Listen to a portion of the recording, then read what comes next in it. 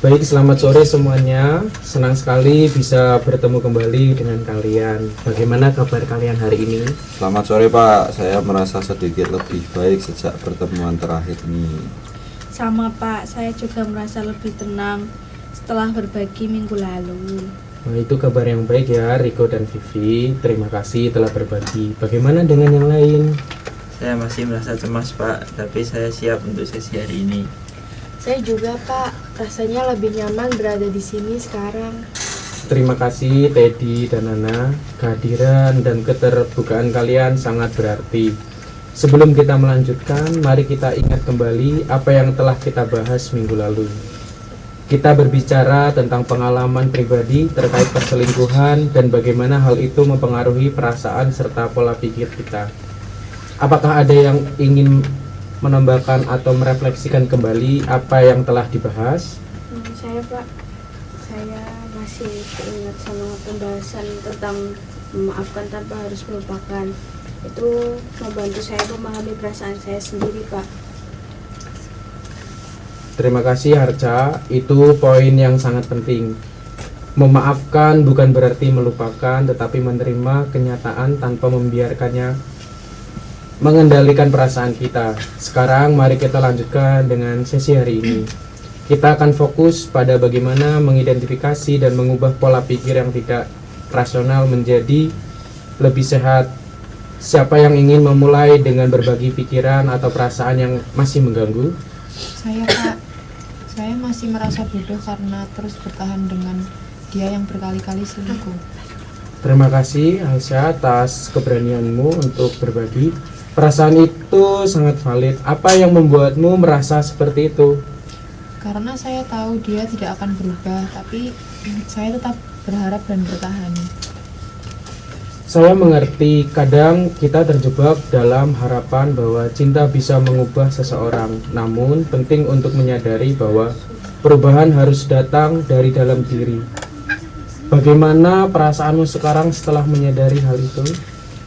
Saya merasa sedih Pak, tapi juga sedikit lega karena mulai memahami kenyataan sekarang ini Pak. Itu langkah yang baik ya Elsa. Mengakui perasaan kita adalah bagian dari proses penyembuhan. Terima kasih telah berbagi. Siapa yang ingin melanjutkan? Saya Pak, jadi saya itu masih merasa sulit untuk mempercayai perempuan lagi Pak. Baik Riko, ketidakpercayaan itu wajar setelah pengalaman menyakitkan. Apa yang membuatmu merasa seperti itu? Jadi saya itu takut disakiti lagi Pak, dan saya itu memilih untuk tidak percaya pada siapapun untuk saat ini Pak. Rasa takut itu valid Riko, namun apakah dengan tidak mempercayai siapapun kamu merasa lebih aman atau justru lebih terisolasi? Ya, saya merasa kesepian Pak. Baik Riko, membangun kembali kepercayaan memang membutuhkan waktu dan keberanian. Kita akan bekerja bersama untuk menemukan cara yang sehat dalam membangun hubungan di masa depan. Siapa yang ingin berbagi selanjutnya? Saya Pak, saya tuh masih merasa bahwa saya tuh tidak cukup baik, dan itulah alasan dia selingkuh. Baik, terima kasih Vivi. Perasaan tidak cukup baik seringkali muncul dari penilaian diri yang keras. Apakah kamu percaya bahwa nilai dirimu ditentukan oleh tindakan orang lain? Nggak tahu ya Pak, tapi saya merasa jika saya tuh lebih baik, dia tidak akan meninggalkan saya. Penting untuk diingat bahwa keputusan orang lain bukan cerminan dari nilai diri kita. Kita akan bekerja bersama untuk membangun kembali kepercayaan diri. Terima kasih telah berbagi ya Vivi. Siapa yang ingin melanjutkan? Saya Pak, saya takut memulai hubungan baru karena khawatir akan ditinggalkan lagi. Baik Teddy, ketakutan itu sangat manusiawi. Apa yang membuatmu bisa membantu mengurangi ketakutan tersebut? Mungkin dengan mengenal seseorang lebih dalam sebelum menjalin hubungan. Itu pendekatan yang baik. Membangun hubungan secara perlahan dapat membantu membangun kepercayaan. Terima kasih ya Teddy. Siapa yang ingin berbagi selanjutnya? Saya Pak, saya masih merasa bersalah karena pernah menjadi orang ketiga dalam hubungan orang lain. Baik Nana, Rasa bersalah itu menunjukkan bahwa kamu memiliki empati. Apa yang telah kamu pelajari dari pengalaman tersebut? Saya jadi belajar untuk berhati-hati dan menghargai hubungan orang lain, Pak. Itu pelajaran yang berharga ya Nana. Mengakui kesalahan dan belajar darinya adalah langkah penting dalam pertumbuhan pribadi. Terima kasih telah berbagi ya Nana. Siapa yang ingin melanjutkan?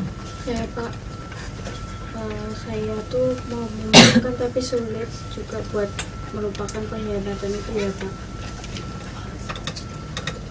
Terima kasih Arca. Seperti yang telah kita bahas sebelumnya, memaafkan bukan berarti melupakan, tetapi menerima kenyataan tanpa membiarkannya mengendalikan perasaan kita. Apa yang bisa membantu kamu dalam proses memaafkan? Saya pikir mungkin dengan menerima bahwa hal itu sudah terjadi dan tidak bisa diubah Pak. Tapi saya masih sering merasa marah ketika mengingatnya. Itu adalah reaksi yang sangat manusiawi Arca. Perasaan marah muncul karena kamu merasa dilukai. Yang penting adalah bagaimana kamu merespon rasa marah itu. Apakah kamu mau mencoba berbagi pada kelompok apa yang kamu lakukan saat kemarin itu muncul? Boleh Pak, biasanya kalau saya itu nangis, diam-diam, atau kadang saya ngelampiasin ke hal yang kayak belajar sampai berlebihan atau malah ngejauhin sama orang. Baik Arca, menyadari cara kita menyalurkan emosi adalah langkah awal yang penting. Kita bisa bersama-sama belajar cara mengelola emosi itu secara lebih sehat. Terima kasih. Siapa lagi yang ingin berbagi? Saya jadi kepikiran juga. Saya sering merasa marah ke diri saya sendiri karena membiarkan orang masuk terlalu dalam ke hidup aku. Baik Teddy, perasaan yang sering muncul ketika kita merasa terluka. Tapi apakah menurutmu membuka diri pada orang lain adalah kesalahan? Dulu saya pikir itu bentuk keberanian, tapi sekarang aku rasa itu kelemahan karena membuat aku rentan. Itu perspektif yang bisa kita coba ubah bersama. Membuka diri bukan kelemahan, melainkan kekuatan. Kita bisa belajar menetapkan batasan agar tetap aman, tapi juga tetap terhubung dengan orang lain. Terima kasih ya Teddy. Ada yang ingin menanggapi atau berbagi juga? Saya Pak, kalau saya tuh setuju sih. Kadang aku juga merasa salah karena terlalu percaya. Tapi kalau aku nggak percaya, aku jadi susah deket dengan siapapun. Terima kasih ya Vivi. Itu menunjukkan bahwa kamu mulai menyadari bahwa kepercayaan adalah bagian penting dalam hubungan. Kita bisa belajar menyeimbangkan antara melindungi diri dan membangun hubungan yang sehat. Terima kasih sudah menanggapi. Kalau aku ngerasa semua ini tuh balik lagi ke satu hal, yaitu takut disakiti. Tapi gimana caranya ya Pak untuk berhenti takut?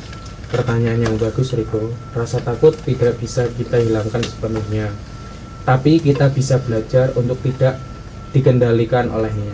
Apa kamu bersedia mencoba melihat dari sisi bahwa tidak semua orang akan menyakitimu? Mungkin, tapi aku butuh waktu. Aku masih suka pikir kalau orang lain cuma pura-pura baik Pak. Tidak apa-apa Riko, proses ini tidak instan. Yang penting adalah kamu terbuka untuk mencoba, dan kelompok ini bisa menjadi tempat aman untuk latihan mempercayai. Terima kasih Riko. Kita beri ruang untuk teman lain sekarang. Pak, saya kadang berpikir saya harus sempurna supaya nggak ditinggalkan lagi. Tapi makin saya berusaha sempurna, makin saya merasa lelah. Nana, itu perasaan yang sering dirasakan banyak orang yang takut ditolak. Tapi apakah kamu percaya bahwa orang akan menyayangi kamu karena kamu sempurna? Saya nggak yakin. Tapi rasanya kalau saya punya kekurangan, mereka akan pergi, Pak.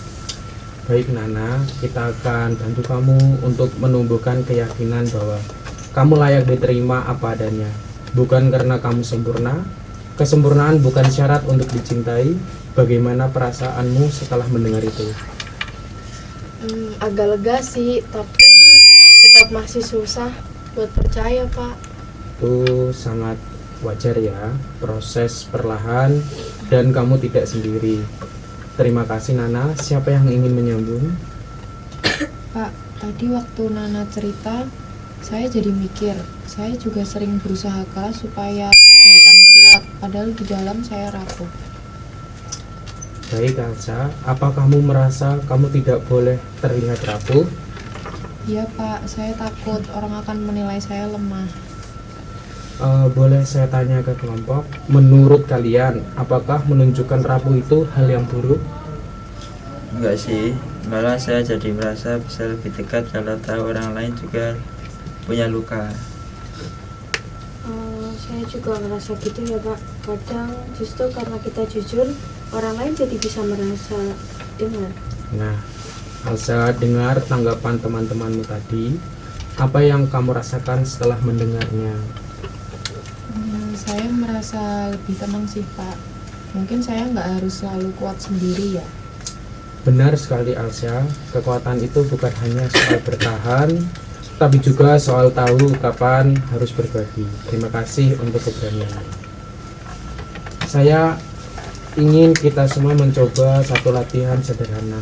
Bayangkan diri kalian sedang berbicara dengan sahabat kalian yang mengalami hal yang sama. Apa yang akan kalian katakan untuk menguatkan mereka?